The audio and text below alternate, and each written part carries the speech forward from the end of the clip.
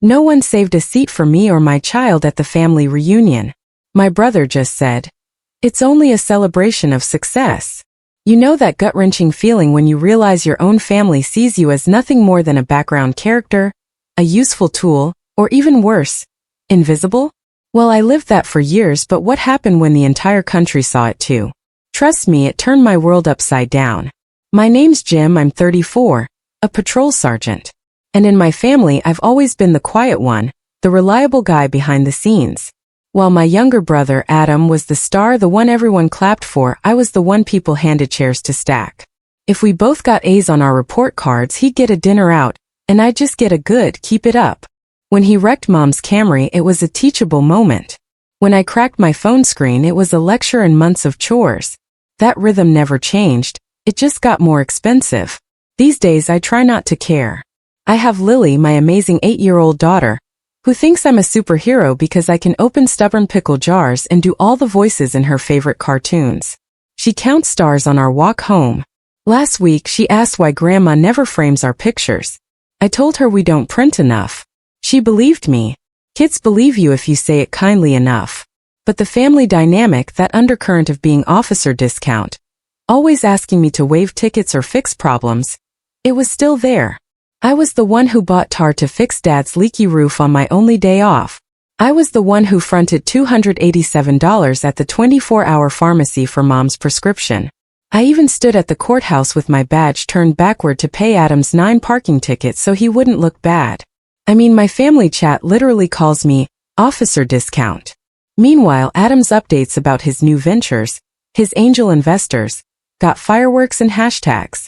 Mom even tried to seat me at the kids' table at one of his brunches because my work stories are too intense for polite company. I used to tell myself it didn't matter. I had Lily. I had a barista who knew my order. I had a partner who cracked the same terrible dad joke every shift. The invisible son, I figured, could still have a decent life if he was stubborn enough. But money, that's where the invisible part got heavy. Being a cop in a city that loves overtime but not raises, stretches you thin. My spreadsheet, breathing room, often hovered in the orange, sometimes red. Then, about 2 months before the big family reunion, Adam called. He hit me with his fast talk voice, the one he uses right before he asks for something huge. "Bro, I need you to co-sign. It's just a bridge loan. Investor money is a lock, they just need to see family support." I knew it. "How much?" I asked. He laughed like I was adorable. "It's always about the number. $150,000. I looked at Lily asleep on the couch. "No," I said. Again. "No." He hung up. Then the text started. From Adam, then from Mom. 12 missed calls in one afternoon. Finally a message. "We're disappointed. You of all people should support your brother's dream." I stared at that screen until it dimmed. A week later, a box showed up for Lily. Inside, a gold bow and a dress 2 sizes too big. The tag? $179. A silent, stinging reminder of what my no cost. I just Venmoed $30 for cupcakes for Emma's scholarship party. Because Aunt Denise said everyone should contribute. No one thanked me. That's just the default. The invitation for the family reunion arrived in a group text. 3 trophy emojis, a link to a sign-up sheet. It was a celebration of success. Adam's new venture, Emma's scholarship. Mom's PS. Please wear something nice. I wear something nice every day. It just has my last name sewn on. Lily and I showed up right on time. The pavilion was draped in white tablecloths, balloons, Adam's company logo banner, and a collage of Emma at award ceremonies. There were name cards at the tables. My stomach twisted. 3 long tables, 26 seats. Not one with my name. Not one that said, Jim plus Lily. "Daddy, where do we sit?" Lily whispered, clutching her stuffed fox. I tried to make my voice sound cheerful. "We'll find a spot, bug." We didn't. When I asked Mom, her smile was tight. "Oh honey, it's a celebration of success. Adam only had so many paid seats with the caterer. You know how these things are." Then Adam slid in, clapped my shoulder like I'd wandered into the VIP lounge by mistake. "There are picnic benches over by the trees," he said. "Super casual, man.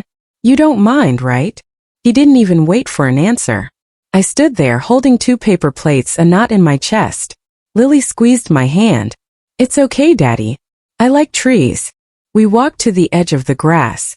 I pretended the wind felt good. As we passed the dessert table, Mom added, loud enough for me to hear, "And Jim, please don't make this about you. Tonight is for winners.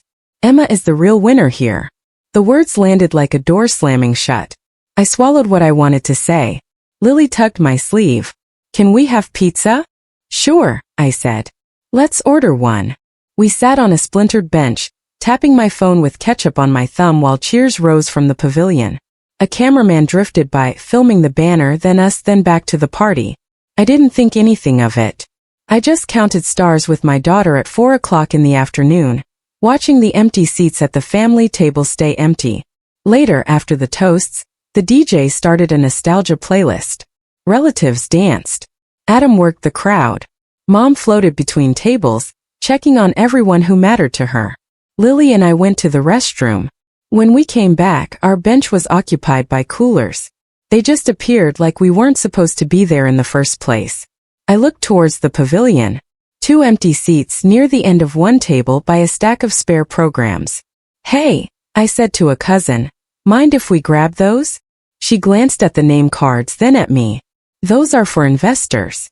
"Investors who aren't here," I said. "I'm just trying to let my kids sit with a backrest." Mom heard my voice. Her smile was crisp, but her words hissed. "Jimmy, please don't make a scene." "A scene?" I asked. "Is 2 chairs a scene?" "It's about optics," she said again. "The press is here." Adam materialized, a flute of something bubbly in his hand. "Bro, chill. We'll get you a chair." He snapped his fingers at a teenager in a staff shirt. The kid brought 1 chair. Metal. No cushion. He left it at a polite distance from the table, like we should be grateful for an orbital seat. Lily tugged my sleeve. "It's okay," she whispered. "I can sit on your lap." I picked her up and sat in that cold metal chair, my knees pressed against the table. A server had to adjust her tray to get around us. Adam raised his glass again. "To entrepreneurs, the real risk takers." I laughed. It came out wrong, sharp, tired. Mom's eyes snapped to mine. "If you can't support your brother, you can at least be quiet," she hissed. "Don't ruin this." I set my glass down. My voice came out steady. "I'm not ruining anything. I'm feeding my kid." Adam leaned in. "You're acting like a martyr, Jim. It's one night." "One night," I said. "On top of a lot of other nights." "Don't start," Mom said. "Not here." A reporter walked by with a boom mic. He glanced at our little metal chair, then at the VIP table, then back at me. "Sergeant," he said, reading my name. "Mind if I ask you a quick question?" "I'm off the clock," I said. "No comment." He nodded, moved on. But the mic had already caught Mom's stage whisper. "His daughter's the real winner here." She was talking about Emma, not Lily. It was the same tone she'd used my whole life, just louder now that there were witnesses. Something settled in me. Not anger, but a cold, hard clarity, like when a siren stops and you can suddenly hear again. I stood up, Lily's arms still around my neck. I sat her down gently and brushed crumbs from her dress. "We're done," I said, mostly to myself, then louder to Mom and Adam. "We're leaving." Mom reached for my arm. "Jim, don't be childish." I stepped back. "No," I said. "This isn't childish. This is me saying no." Adam rolled his eyes. "You want a medal for being a cop? You chose that." "I want a chair at my family's table," I said. "And I'm done paying for a table I don't get to sit at." A few heads turned. An aunt whispered. The DJ missed his cue. I felt that ripple. The "oh no, here it comes" moment. Mom's voice went brittle. "After all we've done for you." I thought about the nights, the checks, the empty wallet, the bridge loan ask, the dress that cost a week of groceries. I looked at Lily, watching our mouths like she was trying to read along. I crouched to her eye level. "We're going to have a movie night, okay? Just you and me. Can we finish the pizza?" "Absolutely." I stood, met Mom's eyes. "I'm not the problem. I'm your boundary. You keep pushing past it because I let you. That ends now." Adam snorted. "Oh my God. This isn't about revenge," I said, surprising myself with how quiet my voice was. "This is about closure." He opened his mouth to argue, But the reporter had drifted back, a lens over his shoulder, catching the edge of Lily's fox, the single metal chair, the table full of place cards. I took Lily's hand. We walked away. Behind us, Mom called my name in that sharp way, like I was 8 and had touched the good china. I didn't turn around. I carried the pizza box. Lily hummed. We found our car. We watched a movie on my laptop, the pizza box balanced between the seats. Lily fell asleep. I drove home slow. I turned my phone face down. The next morning it wouldn't stop buzzing. 37 unread messages. 52. 103. Missed calls from Dad, Mom, Adam. My partner texted a link with a skull emoji. You're famous. I clicked. A national morning show. 5 seconds that felt like an hour. The big banner, the champagne flutes. Celebration of success. And then a cut to a police sergeant and his kid eating pizza on a crooked bench because there wasn't a seat saved for them at the family table. The mic had caught Mom's line. The real winner here. Without names. The internet filled in the blanks. The caption asked, who is the real winner? I poured cereal. Lily shuffled in, her hair a soft mess. Is school today? She asked. Not today, I said. We're doing pancakes for dinner tonight. She grinned. With strawberries? With strawberries. The phone buzzed again. A request from the precinct. A text from the reporter asking to confirm my name. I declined both. This wasn't a scandal. This was just our bench. By noon, Mom had left a voicemail that started tearful and ended scolding. You embarrassed us. You made it look like we excluded you. I deleted it. Adam texted. You need to fix this. We're getting heat. Then a follow-up. Bro, just post that you like picnics. I let the bubbles fade. Aunt Denise wrote in the group chat. This is a hit job. He could have asked for a chair. I almost replied with a picture of the single metal chair, but I didn't. I took Lily to a different park. On the walk, she asked, are we in trouble? No, I said. We're just not sitting at the wrong table anymore. When we got back, there was a message from Dad. Come over and talk like a man. I put my phone on airplane mode. I set out 2 plates and chopped strawberries. The spreadsheet turned 3 boxes from orange to yellow. Small victory. That night, the next wave came. Mom finally sent a message that was almost honest. We didn't think the cameras would notice you. I stared at it. I typed 3 drafts of replies and erased them all. Then I wrote, you don't notice me unless I pay. Within minutes, the calls started again. I let them go. Pick up, Adam wrote, we need you to say the family is close. When I didn't, he switched tactics. Don't do this to Emma. She's just a kid. I looked at Lily, asleep on the couch, and felt something old in me harden into something new. I won't, I texted. That's why I'm not lying for you. 2 days later, an email landed. Opportunity for Emma. From Mom CCing Adam and me. Given recent events, it would help optics if we placed Emma in St. Bart's for the fall. Tuition is $18,400. Since you've been in the news, we thought you could rally support, maybe cover first semester. Family pulling together. I read it twice. I replied, no. Then I blocked the thread. They tried other angles. Dad called my lieutenant, asking is Jim all right? He's acting erratic. My lieutenant popped into roll call and said, your dad's worried you're setting boundaries. The room laughed. I didn't. Then came the cash ask, naked and simple. Can you send $2,000 today? Adam texted. Bridge loan hiccup. I'll pay you back Friday. I typed, no. He replied with a voice note about family obligation. 10 minutes later, Mom chimed in. We're being evicted from the pavilion next month for a follow-up event because of negative press. Help your brother fix this. He needs a PR firm. I put the phone in the junk drawer and went to wash dishes. It hummed like a trapped insect. I let it hum. Day 3. I texted my terms. I wrote them in my notes app. Read them aloud to make sure I sounded like myself. Here are my boundaries. 1. I'm not co-signing anything. 2. I'm not paying for events, PR, or tuition.